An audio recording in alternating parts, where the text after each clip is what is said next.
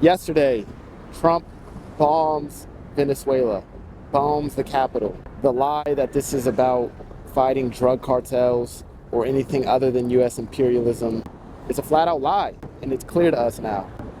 Imperialism is fundamentally the ambition for world domination, and you can't dominate the world without dominating the world's resources. Venezuela is oil rich. The U.S. has been using sanctions to try and grab that resource. Hasn't worked as well as they wanted to, so they use their last tool of imperial conquest, war.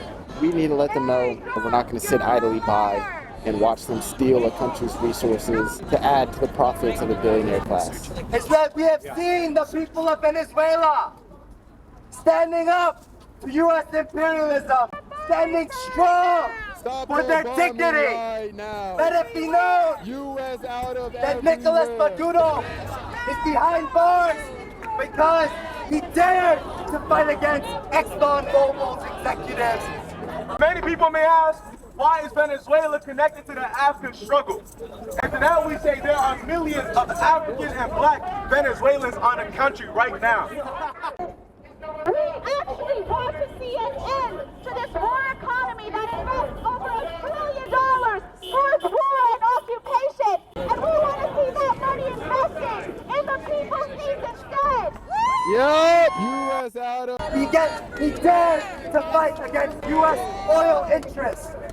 He does not sell out his country like so many of the politicians and so many of the presidents of this country. Over 100 protests were called in the United States. Oh yeah!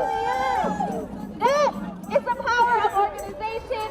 Is how brazen and disgusting the U.S. regime is doing to their highest form of imperialism.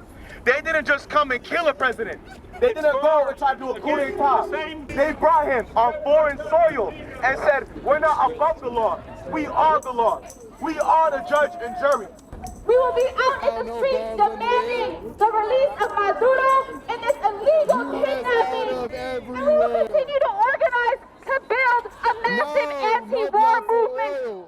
The Palavra Collective had a comrade 3 weeks ago go to Venezuela. And a lot of people on the news and the corporate media will come and tell you Venezuelans do not like their president. Venezuelans do not like the regime, as they quote unquote say. But we find a democratically elected presidency of Maduro is fully supported by Venezuelans on the ground. Yeah. We are people rooted in solidarity. We are people rooted in justice. And we will keep coming out to fight every time the United States wages a war. When you say free Maduro, you are saying free Palestine.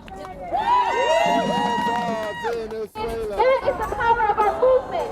That the minute we saw the United States escalate its attack on Venezuela, the people in this country were out in the streets that same day. But we cannot trust that the Republicans or the Democrats will do it. We have to build an independent movement that will make it happen. Indeed. For many of us, this is just the start of a lifetime of anti-imperialist struggle. These are the kind of corporate interests that define the policies of this country.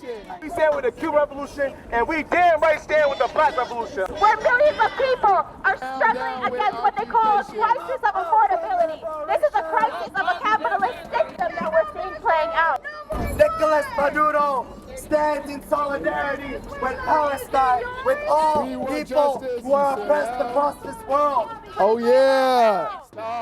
That anti-imperialism does not start with just one single country, but anti-imperialism is to break down and demolish the network that covers this world. Yo! 1, 2, 3, 4. 1, 2, 3, 4. Fund our schools, not the war. Fund the schools, not the war. War against Iran, it's against Yemen, it's against all of Latin America, it's against any country in the world that doesn't want to pay tribute to U.S. corporations. Be it on Palestine, be it on Venezuela, be it on the peoples of Latin America and anywhere in the world, we will stand in solidarity.